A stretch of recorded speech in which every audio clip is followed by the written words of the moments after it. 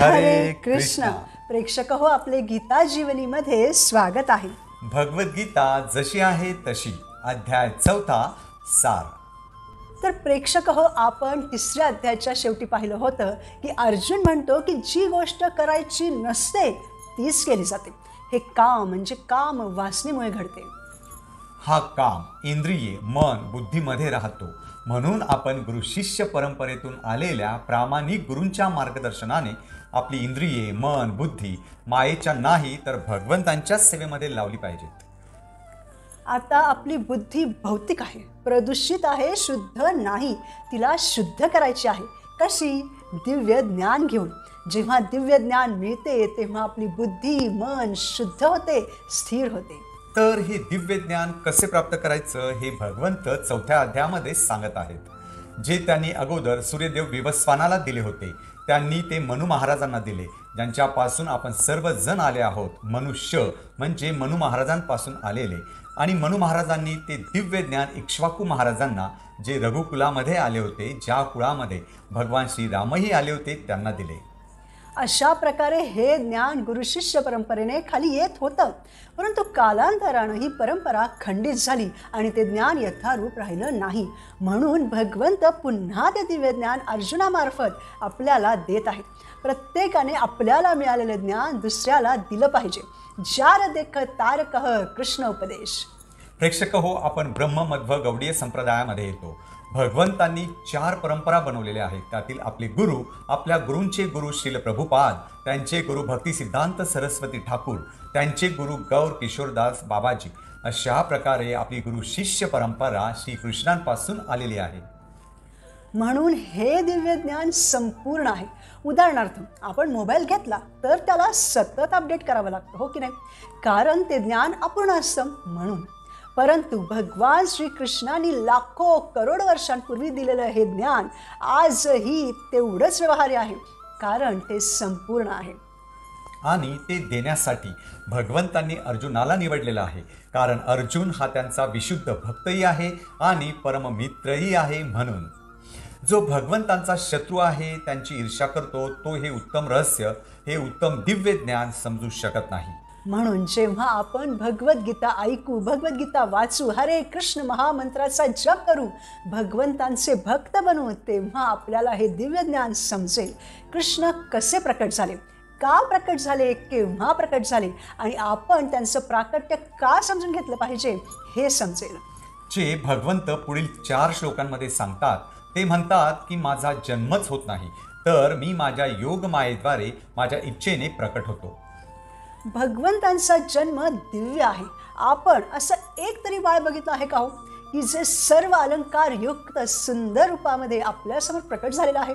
नाही, ते केवळ भगवंतच होऊ शकतात. भगवंत सच्चित आनंद आहेत. आपणही सच्चित आनंद आहोत, परंतु अंश रूपात. कारण आपण भगवंतांचे अंश आहोत. ते मायापती आहेत, स्वामी आहेत, तर आपण त्यांचे दास आहोत. आपण वास्तविक आत्मा आहोत, परंतु आपण अणु आहोत, तर भगवंत विभू आहेत.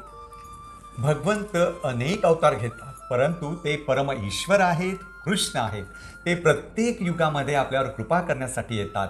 धर्माचा ऱ्हास झाल्यावर साधूंचे म्हणजे त्यांच्या भक्तांचे, जे धर्माचं पालन करतात, त्यांचं रक्षण करण्यासाठी येतात. दुष्टांना मारण्यासाठी येतात. जर एकही चांगला मनुष्य राहिला नाही तर भगवंत येत नाहीत, कारण ते खरं तर भक्तांचं रक्षण करण्याच्या मुख्य उद्देशानेच येतात. दुष्टांचा नाश करण्यासाठी येतात, परंतु ते त्यांच्यासाठी काही अवघड नसतं. तो त्यांचा अवतरणाचा दुय्यम उद्देश असतो. उदाहरणार्थ, हिरण्यकश्यपूला मारणं काही अवघड नव्हतं. त्यांनी नरसिंह भगवंतांच्या अवतारामध्ये त्याला अगदी सहज मारलं. परंतु ते खरं तर आले होते प्रल्हाद महाराजांच्या शब्दांना खरं करण्यासाठी, त्यांचं रक्षण करण्यासाठी. त्याचप्रमाणे शबरीची उष्टी बोरं खाणं हा भगवंतांचा मुख्य उद्देश होता. कारण की अनेक वर्षांपासून तिचे गुरु मातंग ऋषींच्या सांगण्यावरून एक दिवस श्रीराम येथे नक्की येतील म्हणून त्यांची प्रतीक्षा करीत होती. तिच्या प्रतीक्षेला प्रतिसाद देण्यासाठी जाणं हा श्रीरामांचा मुख्य उद्देश होता आणि रावणाला मारणं हा दुय्यम उद्देश होता. आणि मग जेव्हा दुष्टांचा विनाश होतो तेव्हा भक्तांना पोषण मिळतं आणि मग धर्माची स्थापनाही होते. हा भगवंतांच्या येथे येण्याचा खरा उद्देश असतो. त्यासाठी भगवंत येथे त्यांच्या इच्छेने योग मायेद्वारे प्रकट होतात आणि लीला करतात.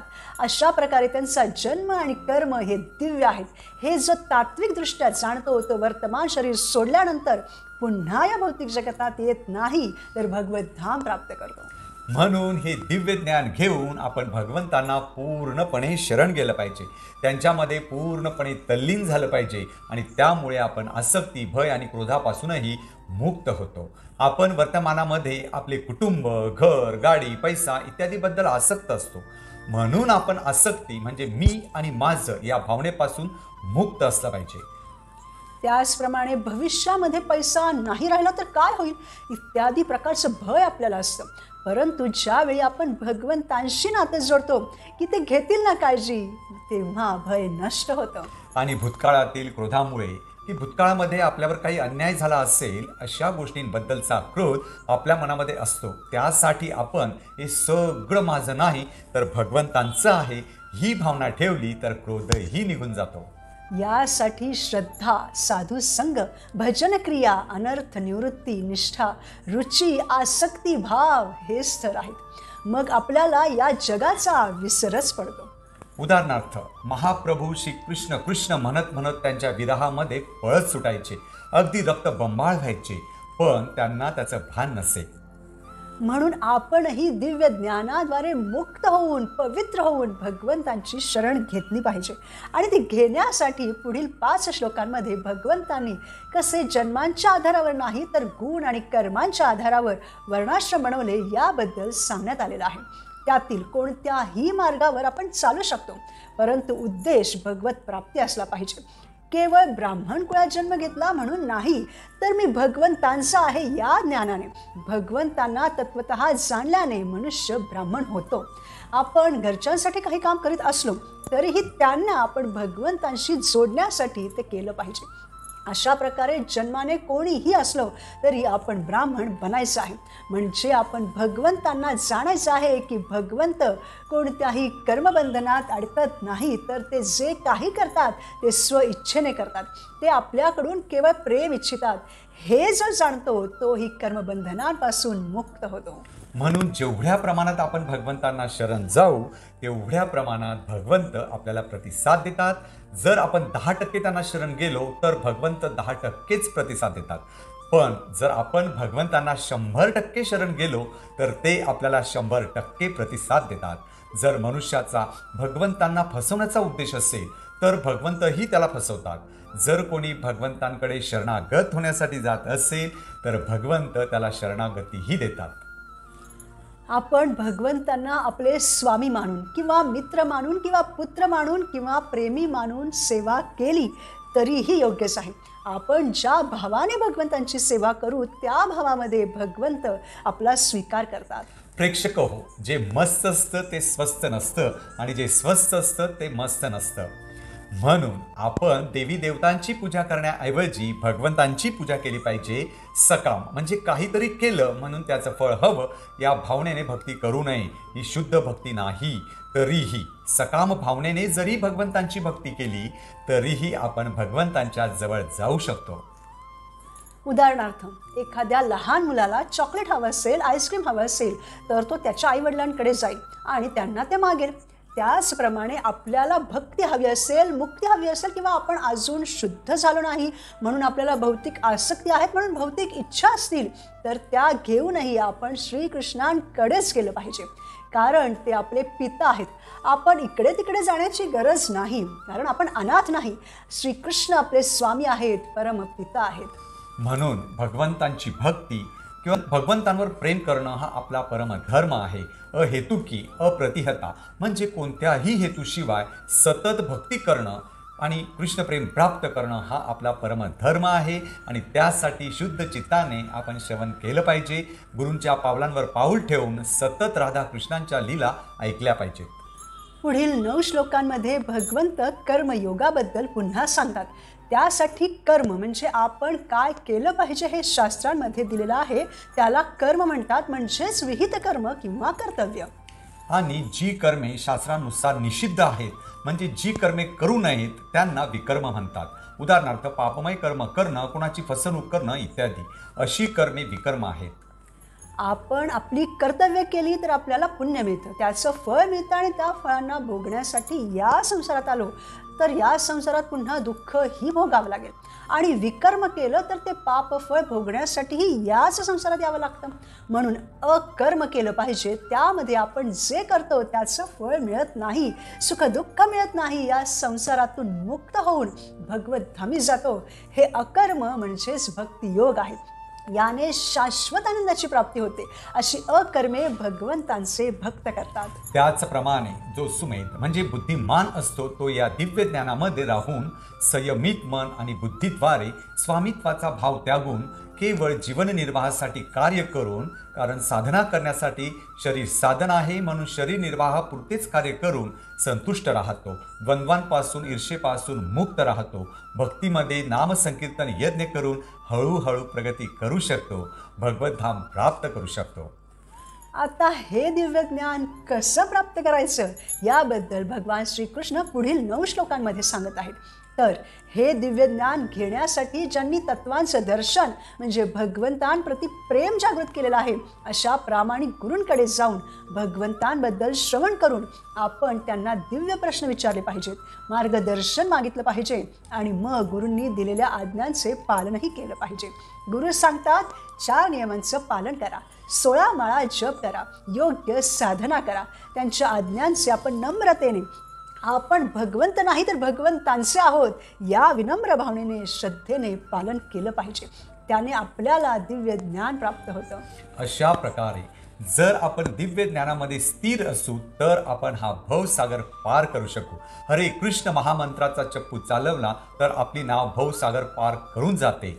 पण आसक्तीचा नांगर काढावा लागतो, नाही तर कितीही चप्पू चालवला तरी नाव जागेवरून हलणारच नाही. अशा प्रकारे येथे दिव्य ज्ञानाची तुलना अग्नी, नाव आणि शस्त्राशी केलेली आहे.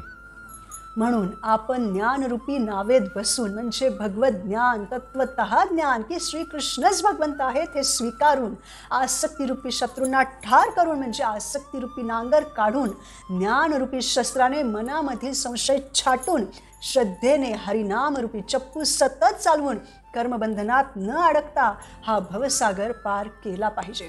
उदाहरणार्थ डिसेंबर जानेवारी महिन्यामध्ये प्रभुपादांच्या पुस्तक वितरणाच्या सेवेसाठी भक्त कडाक्याची थंडी जरी असली तरी स्वेटर, मफलर घालून रस्त्यांवर प्रभुपादांची पुस्तके विकण्याची सेवा करतात. आणि त्यामुळे ते कर्मबंधनात फसत नाहीत. म्हणून कर्म करणं चुकीचं नाही, ते आपण कोणासाठी करीत आहोत हे महत्त्वाचं आहे. आपण जर भगवंतांसाठी गुरूंच्या मार्गदर्शनाखाली कर्म करीत असू तर आपण कधीही कर्मबंधनात फसणार नाही. म्हणून भक्ती मार्ग कर्म करणं सोडवत नाही तर आपल्याला भगवंतांशी जोडायला शिकवतो. मागील अध्यायामध्ये श्रीकृष्ण अर्जुनाला कर्मयोगावर जोर देण्यास सांगत होते आणि या अध्यायामध्ये ते ज्ञानयोगावर जोर देण्यास सांगतात. त्यामुळे अर्जुन गोंधळात पडलेला आहे.